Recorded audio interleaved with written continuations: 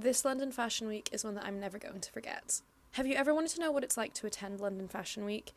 To be there at the venue, seeing the models, seeing the designers, or what it's actually like to be a designer, or be a journalist like myself. In today's podcast episode, I'm giving you a front row seat to one of the fashion events, giving you all the behind the scenes deets and the lead up to the event as well. What went on with the preparation and also just some info on how I got to go to the event in the first place. I want to give you a real insight of what it's like to be a journalist going to these events, breaking into the industry, making connections and networking. But I also want to give you the behind the scenes deets of what it's like to actually run this whole podcast, to be editing, producing, networking, hosting, and tell you a little bit about my thoughts on having my friend Tilly helping me along this weekend. I think it's really important to do this episode because ultimately my goal for this episode was not to give you specific information about the fashion itself, but to talk about the behind the scenes of the process, the creative process from designers to models to journalists like myself. I want to show you what it's like to actually be up and coming in the industry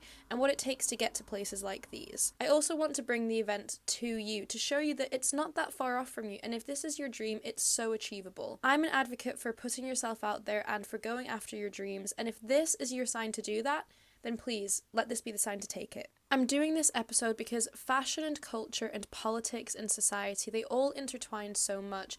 People tell so many stories through fashion. A creative I look up to is Fode Dumbaya, who uses his fashion collection Le Brum to tell a story of diversity and equality and multiculturalism, and he's really bringing that through with his clothing. And a lot of people in the fashion world do that. It's making moves, it's sending a message out to people that is really, really important, but also providing them with something that they can use and enjoy themselves. Andrea Thompson, who is head of Mary Claire and also on the British Fashion Council, is a perfect example of how you can combine journalism and fashion and politics all into one. I have always been in love with journalism and writing. I want to have my own book one day, and I always, ever since I was little, every time we moved house, would want to have an extra room just that I could use for my quote-unquote studio. I think I was inspired by iCarly and I really wanted to have my own show, but I guess this is a way of me honouring my childhood self. Basically, doing journalism, doing writing like this, it's been a dream of mine since I can remember life even lifing. In this episode, I filmed some snippets of while we were in London, from the hotel room, before the show, during the show,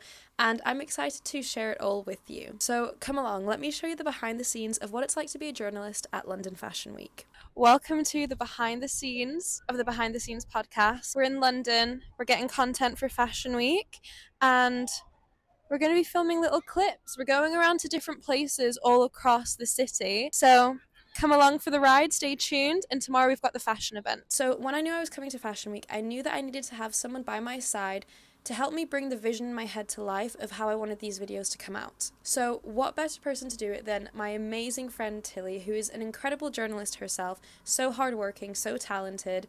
She helped me so much with the filming and with some of the editing as well, and I would not have been able to do this weekend if it had not been for her. As soon as we arrived in London, we started filming the teaser video for this podcast episode, and it was so fun. Basically, we went to a bunch of historical landmarks around London and just filmed me walking past them until eventually I got to the last spot where I picked up the phone and I said, "Behind the scenes for London Fashion Week." And it was so fun. It was so fun as a way to combine getting to enjoy the city while also doing work. I then spent a lot of that afternoon preparing for tomorrow, networking, sending messages and emails, making sure that things were in place so that I knew who I could go to and speak to and interview when we got to the event the next day. We were honestly really tired by the end of the day because we had been up since about 5 a.m. We'd just been running around back to back to back, getting content, editing things, sending emails, sending messages, and it just took up a lot of time. So by the time we went to dinner and we got back to the hotel, we were so ready for bed. And then the next day, we took it quite chill in the morning, but I already filmed a little snippet of that, so I'm going to insert that here.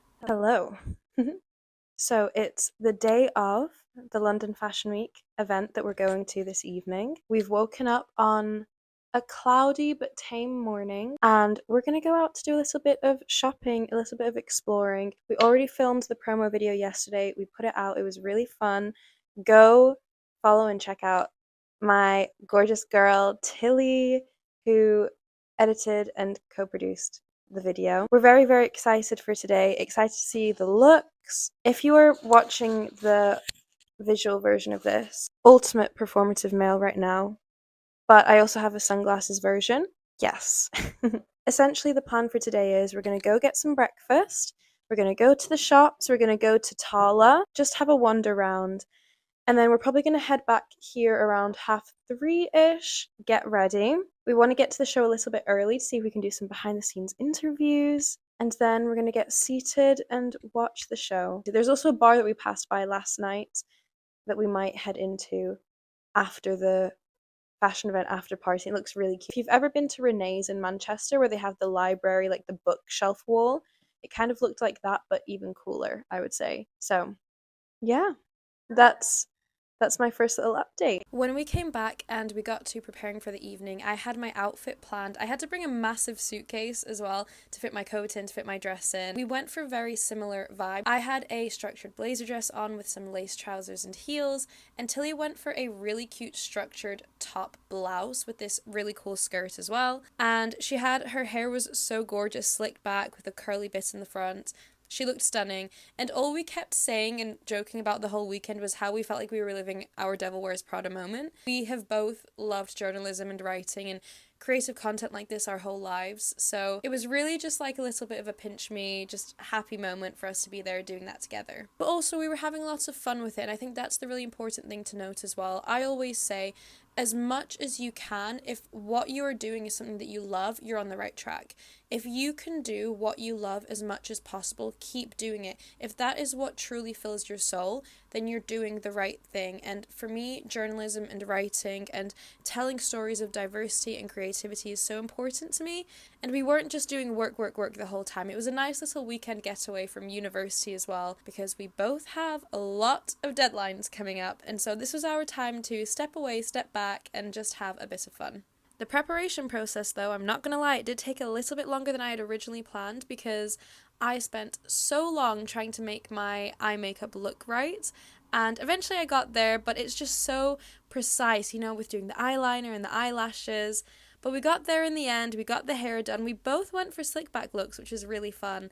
And then we started taking some pictures together and also just finalising our plans. Even on our way to the event, we were talking about the kind of questions that we were going to be asking and how we would go inside, what approach we were going to take, how we were going to film it. It's something that you kind of have to be constantly thinking about and tailoring throughout the shows. I think with things like this, you need to be ready to be spontaneous and you need to be ready for last minute changes. At fashion events and fashion shows, people are running around, things can go wrong or go in a different direction very last minute, so you need to be prepared for plans to change literally in the very last second. Fashion events can be very, very fast and spontaneous, so you have to be on your toes and ready. I was basically reciting the questions that I was going to be asking as we were walking to the event and looking through the brands and the designers that we were going to be seeing show that evening. So once I was ready, we took our last photos and we headed off to the event.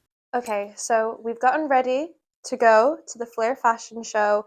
We're going to be filming and interviewing some of the designers, talking to them about the kind of things that have motivated them to get into fashion and what they're trying to portray through their collections.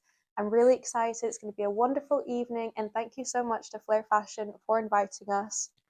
Come along. The designers that we got to see were Faye Musée, Noira, The Kong is Dead, Tara Kari, Un Infant, Belsize, Poddy, SSLB and Sai Lau. I've already seen Faye Musée and Sai Lau at last London Fashion Week, and they were both incredible. Faye Musée was doing really elegant, feminine, Victorian silhouette style clothing, and Sai Lau was very bold and statement pieces, and you could definitely see that coming through their collections this time as well, although it was slightly tailored to the new season. Faye Musée had a lot of soft colours and also embedded some florals into their designs as well. Sai Lau went for really bold colours, statement pieces, strong shoulders. Noira I had never seen before, but it was really cool. A lot of dark designs, feathers, different textures and layering. And then the last look was an all white, and I saw someone describe it as a Swan Lake look, and I thought that is so smart and incredible. Tara Kari was such a cool collection. I loved her long lacy look outfit that had a really cool embellishment on the top. Un Infant was super colourful and playful. Poddy was so elegant with some soft blues and soft yellows. I loved the flowiness of the designs as well. SSLB was hand embroidery accessories, really cool earrings, statement pieces, things that I think would look amazing in the spring and summer. There were these butterfly earrings that were dangling and they were so big and out there. Now, I got to speak with Belsize for the podcast today as well, and I absolutely loved the designs. I'm not joking, I could have worn any single one of those outfits. They were sparkly, they were gorgeous, they were the perfect kind of event outfit. I loved this golden sparkly dress that kind of fanned out at the shoulders, and it was the kind of structured dress that I personally really like to wear. I absolutely loved the collection, and I was saying to Tilly that I felt like I would have wanted to buy so many of those clothes. You want to give a quick introduction of yourself, who you are, and your brand? Hi, my name is Tong Hua. I'm the founder and creative director from Belsize 25. What was the process like for you coming to the Flair Fashion show and showing your collection? I found some show they produced before. They do it so great. I tried to contact with them, and we decided to do some work together. Can you tell us a little bit about the inspiration behind your pieces? The theme from this collection named Whiskey Kiss in the Old City sounds very romantic. I trying to put it like a more complete, not only the garment, but also when I heard from Flair, like they decided to present the show in the banking hall, I try to add more detail about the background of this. You wanted to tailor the pieces so it would fit the venue as well? Exactly. It's quite important to complete all this collection. I think fashion collection it's not only about the garment but also about the vibe, what the audience see from the show. It's quite different as you see the garment in the showroom or online or runway show. It's totally different. What is it from like maybe your home culture or your childhood that inspires your designs and that you try to maybe bring into your collections? My mom was in fashion industry before. She worked in a sample like studio. She will always bring back home some fabric. Me and my sister, my younger sister, we together we will wrap the fabric on our body and trying to like pretending we are lady. I think that's why what I keep in my design. Like, you can see lots of draping. That's what I trying to keep some memory of my childhood. Thank you so very much. Thank you so much for you. being on the podcast. Thank you. Kong is Dead by up-and-coming designer Adam Raillard was another incredible collection. It was youthful but bold and playful and daring, with the really cool shoulders and the bright colours, and it was sending a message of do not be afraid to put yourself out there, which is exactly what he was trying to do. Hi everyone, we're here with Adam, and your brand is? the Kong is dead. How did you find the fashion show? How was it for you? It was my first ever one, made this in a month's time, so it was very hectic, but worth it. The last look, like the thing didn't unfold, but we roll, it's all good, it's fashion, that's how it goes. What was the preparation process like for you getting here? Tell us the summary, go on. I started sewing 6 months ago, started with this pair of jeans actually.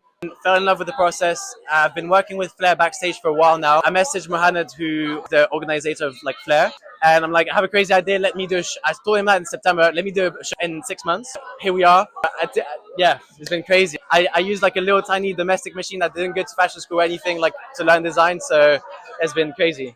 What is it that got you into fashion in the first place? I think it's like my favorite way of expressing myself. I suck at drawing. I suck at making sculptures. I suck at like everything else but making clothes. So And what do you hope to tell through your clothes? What story are you trying to send? don't be afraid. Have some courage. Have some balls. Like express yourself how you want to express yourself. Really long sleeves, crazy shapes, like massive shoulders. So yeah, don't be afraid. Express yourself how you want to express yourself. And yeah. What are you looking forward to in the future as your final statement for the interview?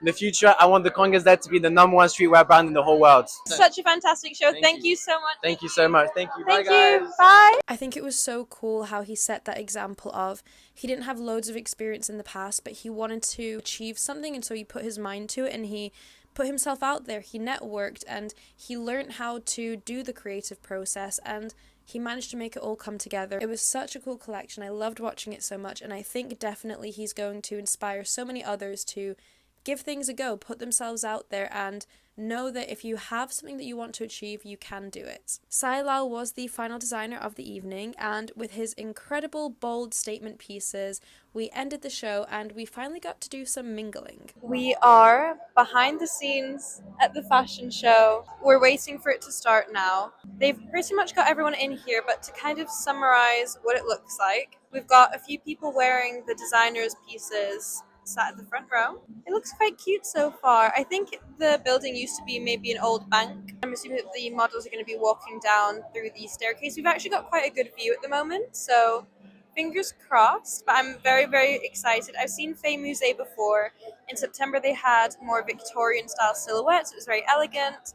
Sai Lau, he did a streetwear collection, and it was very bold. It was very out there colors, very structured as well, very statement pieces. So now we just have to wait. So this is Fay Musée, and this is Anika. I interviewed her for my podcast a few months ago. Loving the Victorian silhouette styles again. Now, this is the bit when it can get a little bit chaotic. Suddenly, everyone wants to speak to everyone. Everyone's running around trying to get interviews. And that was when I managed to catch Adam Raillard. I'd actually sent him a message on Instagram just after his models had finished doing the runway. And I'd spoken to him on Instagram previously. This is a big thing. Social media, when you're in journalism, in the world of networking, use it to your advantage. It's so helpful. I'd reached out to him before just saying, I'm really looking forward to seeing your collection. I knew that I could send him another message saying, hey, I'd love to catch you after all of the designers finish their shows, just to talk a little bit about the behind the scenes process of what it was like bringing this collection to this event. And he was like, yeah, sure, it was so chill. So we got to go backstage where all of the models were, the photographers were, and Tilly filmed me with my little mini mic as I was interviewing him. He was so lovely, and it was so cool to see the behind the scenes of where everyone gets ready. Like, there was so much going on. People were running around left, right, and center. I didn't even notice a professional photographer was taking a picture of me while I was interviewing him, and I only saw it afterwards when he sent me the photo. While we were there, I also recognized some people that I'd met at previous events before, some influencers, some models. Actually, if you listen to my Fashion Week episode from last year, Nika, who is one of the models, she was at this event as well, and I got to have a very quick catch up with her, which was so lovely. And just like bumped into a bunch of people. I'm not gonna lie, Tilly and I, we had to have a sit down because our feet were hurting from the heels. So we had a little sit down, and then two lovely girls from the marketing team at Flair came up to us and just started having a chat with us, and they were so nice. I think the whole organization behind Flair in general, the people are so lovely, so welcoming, and they work so hard to put together such a wonderful show, and it was really executed so well. The venue was also really cool. I think it was in an old bank. The venue itself was called Banking Hall, and it was in front of a bank museum. It was really cool, and they were giving out free drinks and things as well. And then there was a photography wall where you could take your photo, where it says London Fashion Week behind you. And we just had little chats with a bunch of different people, and then headed back to the hotel for some food. We literally got some foods from M&S, sandwiches, snacks and things, ate them in our hotel room, and then went to a nearby bar for a little bit of a boogie. That was actually really fun. If you know about Manchester, there is a bar called Renee's, and it has this wall where it's kind of like a bookshelf, and it looks like that at this place in London as well. It was really fun. The music was really cool. It was quite packed, I'm not gonna lie, but it was a fun way to kind of celebrate the end of the day, that, you know, we'd had such a fun experience. But I think, you know what else is really interesting is you can't really plan ahead too much. So say you do have a vision in your head, you cannot have a back-to-back exact vision of what you want a video to turn out like, or because it can all change. The teaser video that Tilly and I filmed was planned so last minute, a lot down to her creative thinking for that one, and it ended up being so fun to do. And like I said, the short interview with Adam was very last minute. I literally messaged him just after his collection had finished showing, and he was like, yeah, sure, catch me at the end of the whole show. So you've kind of got to be very quick and just grab any opportunity that you can get. We were so happy, we had so much fun, and then we came back and lay down and just a bit of a laugh and a chat, and decided to go to Notting Hill the next day. When we went to Notting Hill, it was a bit of a journey to get there from where we were staying. We were staying at Apex City Hotel. That was a fantastic hotel, might I say. And actually, I forgot to mention, we got an upgrade, a free complimentary upgrade to a suite room. It was gorgeous. The bed was massive. We had so much wardrobe space, which was great for Fashion Week, so you can hang your clothes. We had a bathtub, we had a huge shower, the lighting was amazing. Went to Notting Hill the next day, and on the metro there, it's like a 45 minute metro from where we were staying, I was editing the video of me and Adam, and then I put it out, and I was just tagging a bunch of people using hashtags, and it was just a fun way to kind of tease this full podcast episode. That was something as well that I really enjoyed being with two of us, is that we could get double the content, or I guess split the content in that way. I think sometimes when I'm on my own, it can feel a little bit overwhelming to be doing everything by yourself. You know, your brain is kind of going into overdrive sometimes because you're thinking, I need to message this person, I need to film this, I need to edit this, I need to plan this, put it out, and I need to coordinate things. And, you know, there's so many platforms that you can be posting on, whereas two people is still not a lot, but it's double of one person. And if you can split the tasks in two, it makes the whole experience more enjoyable as well, rather than I have to do this.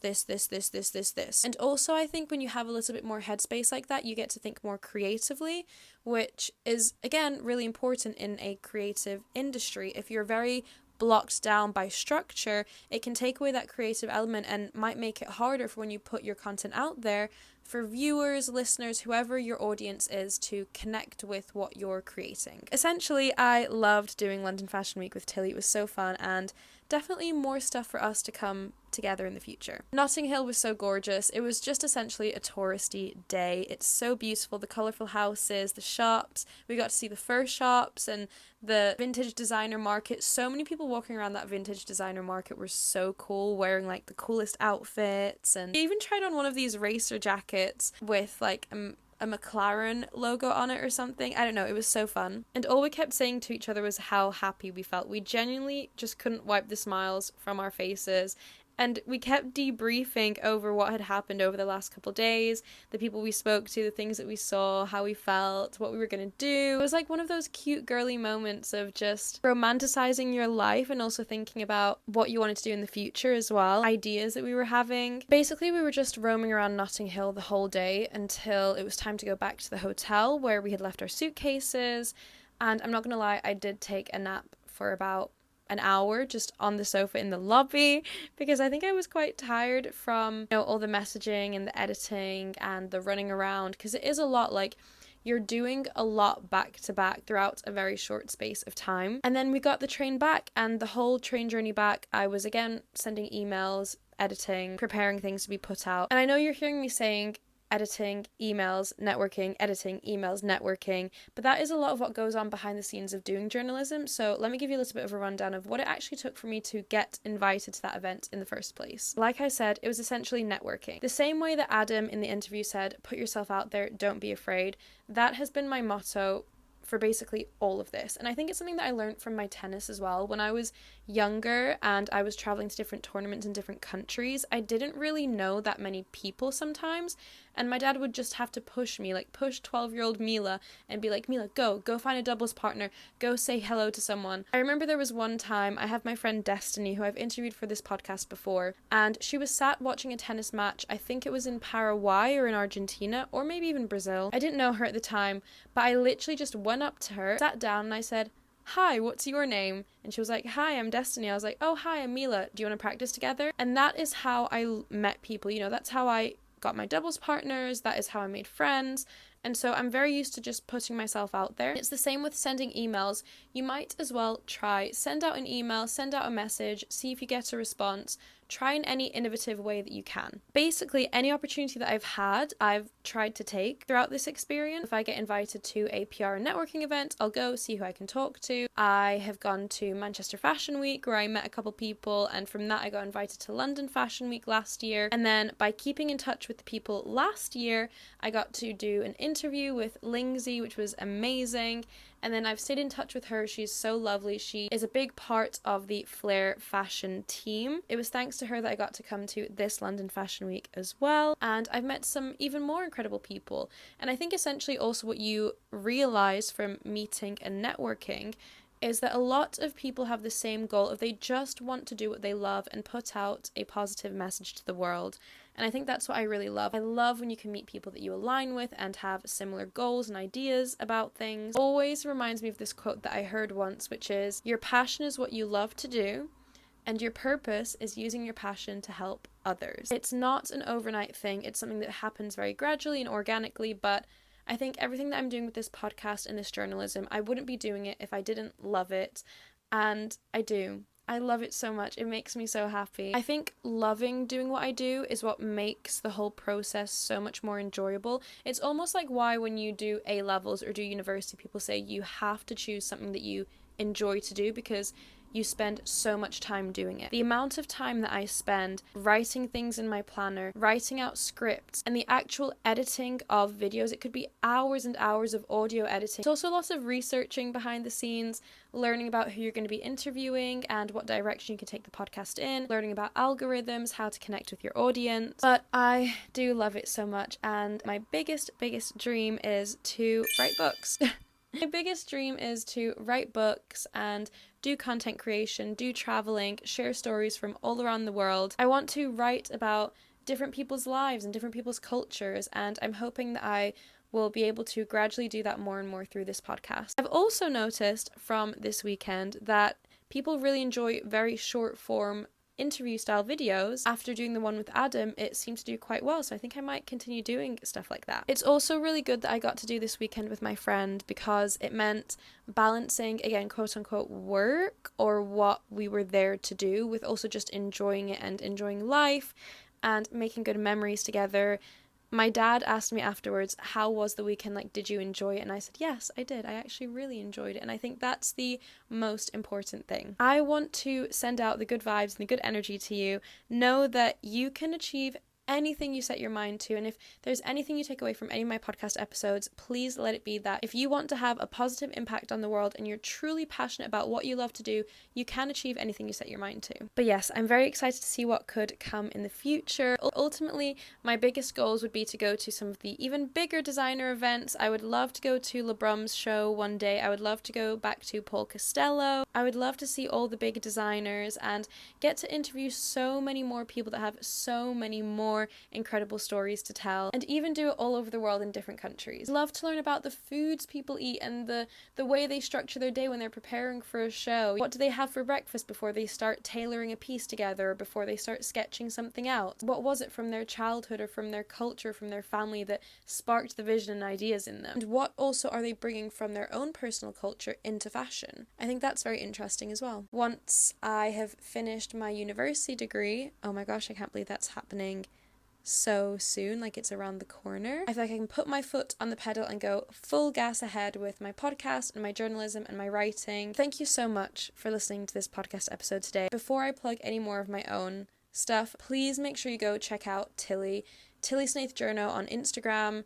Check her out on LinkedIn. Go and have a look at the Whereabouts podcast. It's going to be launching its episodes very soon, but she's been working so incredibly hard on that. She is so kind, so talented, funny. Basically, just go check out all her work because she's amazing. Make sure you also have a look at my Substack, Behind the Scenes by Mila Burek, where I've just been writing my thoughts and my reflections on a bunch of different things, from traveling to wellness, mental health, a bunch of different experiences that I really enjoy, and I love writing on Substack, so please go check it out. You can also follow me on Instagram at Burek Mila or at the Behind the Scenes Journal. I've been posting a bunch of little snippet clips that you can go and see. The video of me interviewing Adam, the teaser trailer for this podcast episode, and also stay tuned on my YouTube, Mila Burek, to see the whole vlog of mine and Tilly's weekend together at London Fashion Week. I'm so grateful to Flair Fashion for the invite. It was an incredible weekend,